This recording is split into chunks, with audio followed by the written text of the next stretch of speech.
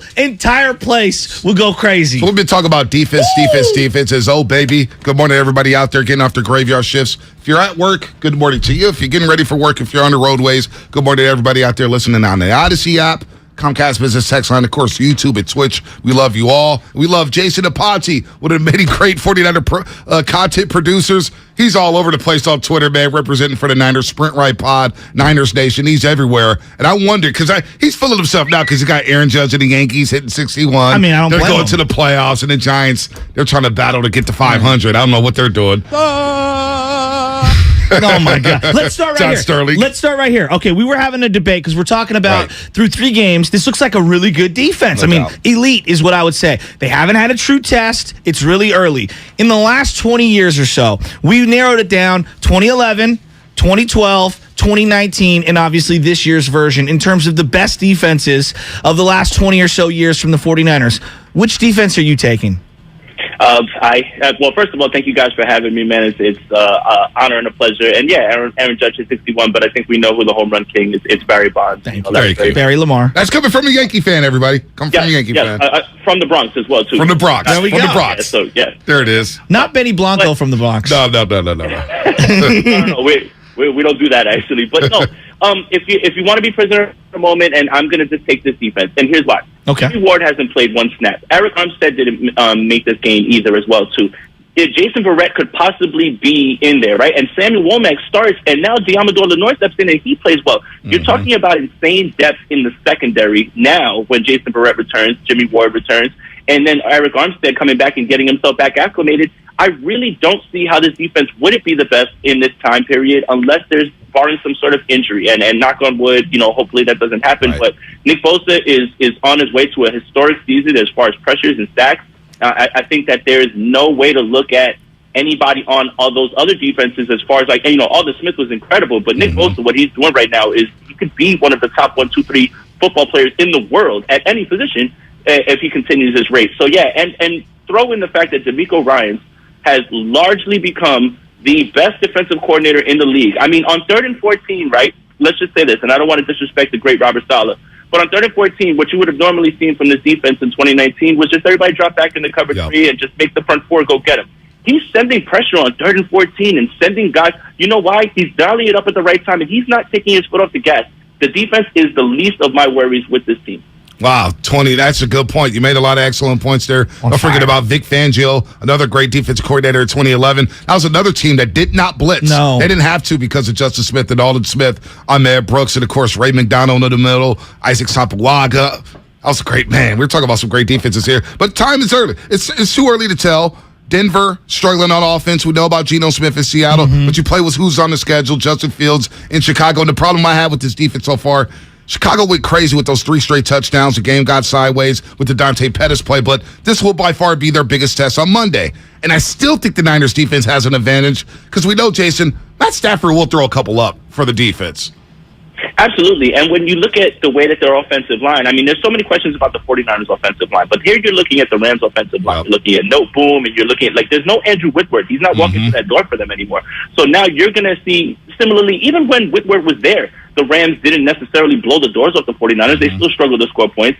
Allen Robinson was supposed to come in and be immediate contributor, and I don't think that that's happened yet. I don't know what it is about him and Matthew Stafford. They haven't gotten on the same, Cooper Kupp is the Cooper Kupp, but running back situation, they don't really have a rotation there either, so they're in a similar place. It's funny, across the league right now, and I believe that the number is, for 10 years, this is the least amount of points across the league that have been scored. So there's a lot of teams that are struggling right now on offense, but even if the Rams were firing on all cylinders per se, the 49ers have never really given it up to them. It's not like they're just giving up 30 and 40 points to them. Good point. So now when you bring into the fact that Tyler Higbee is the number 2 guy with targets, their tight end, and the 49ers have done a masterful job covering tight ends, the Rams are not necessarily going to come in here and score points, and that's always been the point about when Trey Lance started or whoever was going to be the quarterback now, is this defense is never going to let any game get away from them. They're always going to have a chance to be right there, and it's all going to come down to the offense execute. How do they get this offense to just pop a little more, man. We were talking about just different personnel things, and I'm coming outside the box with, I said, hey, maybe it is playing Debo exclusively at running back so that you can at least run some play action, because now it feels like every time he touches the ball, everybody's all over him. 4, 5, 6 guys on him. Is it playing Danny Gray? Is it just asking the quarterback to play better? How do they get some pop out of the O? I think it's all of the above right there, Shasky, at this point. I mean, look, the Debo Samuel thing, you heard Kyle Shanahan say something that kind of was disheartening after the game about, well, nobody's shocked at the Debo runs anymore. Okay, well, now you know that. Fine. So maybe when you have Debo Samuel in the backfield, maybe you don't necessarily give him the ball so that everybody doesn't key in on him, right? Danny Gray, sure, you'd like to see that, but I think the quarterback has to play a little bit better. You have a lot of questions about this offense. I understand that, right? I understand that. But I'm not as concerned, because as long as there are guys running wide open down the field, it's not going to boil down to Kyle Shanahan, right? Like, there's all this talk about play calling and all these things. Kyle can't throw the ball either, right? Yeah. And I agree there. And everybody always wants to talk about, well, you know, he's got the shackles on Jimmy. Well, you don't know what's being discussed in that room. You don't know what is going on, right? So my issue becomes this. Kyle Shanahan gets Brandon Ayuk on a safety or a linebacker. That's a matchup you need to take advantage of. And you just have to let it rip. Like, how many times can you see a guy running down the field wide open, hand up, and Jimmy Garoppolo throws it into 2 guys? Or when Brandon Ayuk is running a crossover on 3rd down, which is a perfect 3rd down play, and Jimmy throws it at his feet. Look, I'm not here to bash Jimmy Garoppolo, but I think we can all objectively say he played poorly on Sunday. Yeah, that has so much more to do with this offensive lack of success than Kyle Shanahan's play calling. You can criticize certain play calls, and I'm fine with that. He's not above criticism. But at the same time, as long as guys are running wide open and the ball's not being thrown, I'm not certain what Kyle Shanahan can do anymore, and that's why he moved heaven and earth to try to move on and get Trey Lance, because this was happening too frequently. Yeah, and you know what? It's well said. You're spot on. Jason Aponte, Niners Nation, Sprint Right Pod here on the Morning Roast on 95.7 The Game. You're so spot on, because plays are there to be made, yet the quarterback is not making them and not taking advantage of matchups, which is frustrating, because last week, players and whoever coaches are talking to Michael Silver at the SF Chronicle talking about, well, Jimmy gives us the best chance to win. And you watch that game on Sunday, and you hear all the excuses, and it's frustrating to hear that. So with that said, you're out there in the Bronx. You're covering the Yankees. Shasky and I the last 2 days have been saying this team lacks playmakers, which is why I'm hesitant to put Debo at running back, because I'm saying, well, if you put him at running back, the wear and tear he's going to get, all of a sudden you're down a wide receiver, and you have Brandon Ayuk, who's going to get shadowed by the defense, a corner and a safety over the top. Danny Gray, we don't know anything about. The quarterback can't get the ball to Danny Gray. And you have Jawan Jennings, who can't really get separation on the outside. Yeah, he's a possession receiver at best. Which is fine. Playmakers.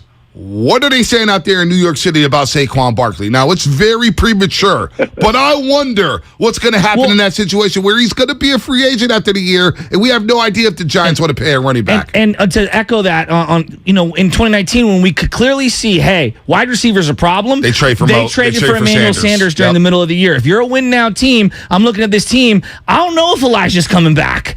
So I'm just asking, what are they saying about Saquon Barkley? Because I think he'd be a great fit. Well, look, I think that a lot of the people here have a problem with the way that Saquon hasn't been able to stay on the field. And a lot of people, the game has moved towards not paying running backs second contracts, right? Right. Like the name of the game right now is draft them, run them into the ground, and let somebody else pay them, right? So now look at the Cowboys, right? There's a lot of talk now about Ezekiel Elliott being passed over by Tony Pollard, right? Derrick Henry isn't exactly King Henry like that anymore. Dalvin Cook is injured again. Christian McCaffrey is constantly injured. Alvin Kamara is injured. Right. This is why so many people stay away from going with the second contract. If I was guessing for the 49ers, I don't think they make a move like that, but I don't think anybody here in New York is necessarily ready to ship off Saquon. Right. I think that they're more focused on what the hell are they going to do at quarterback. But it's just the NFL right now has just moved away from the whole, well, pay running backs and just keep feeding them, because, once you get to 30, you might as well call that 50 in running back year. Yeah. Right, no doubt. And just the aggressiveness at the deadline, because the deadline is going to come during the Niners bye week.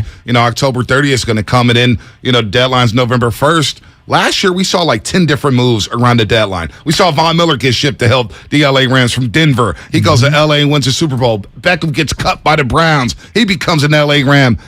This feels like a year where the Niners may have to get aggressive, because they had their full complement of picks in 2024 and 2025. You got a second-round pick next year and a third-round pick.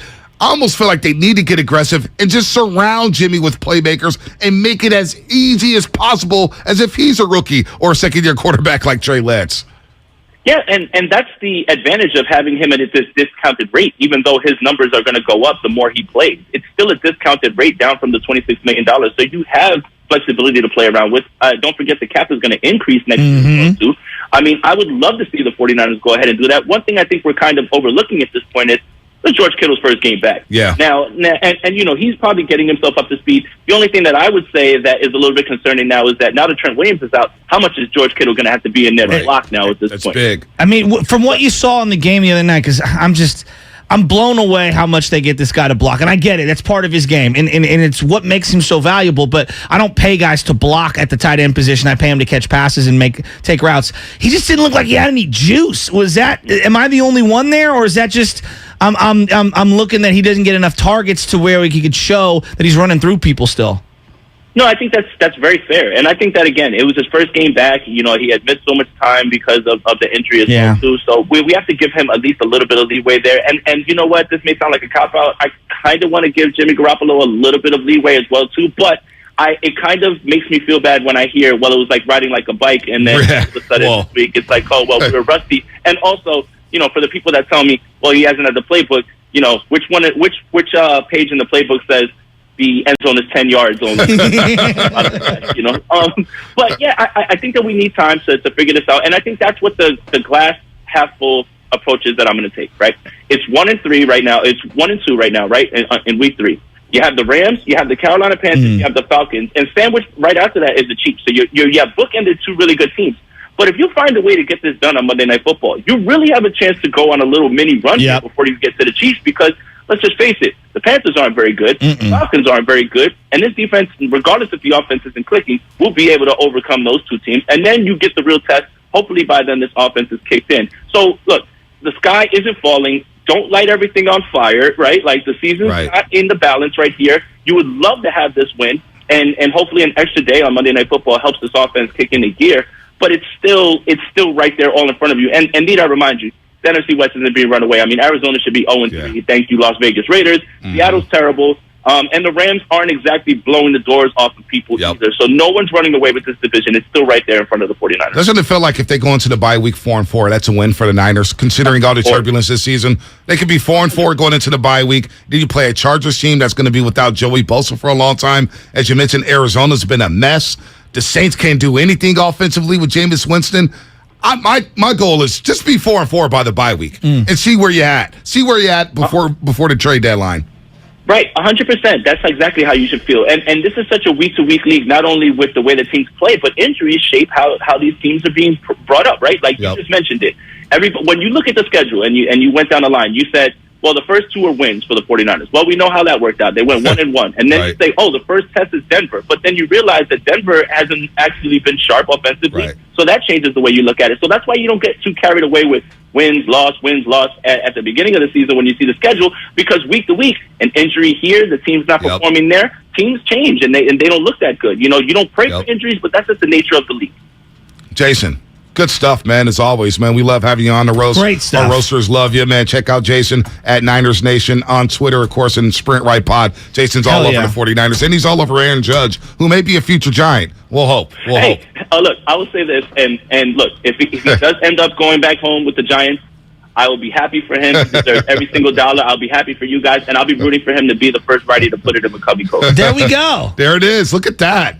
He's not leaving the Yankees. Come on, man. $500 million. I don't think so either, but if it happens to be you guys, I'm happy. Dude, that yard, it's a hitter's paradise, man. New Yankee Stadium.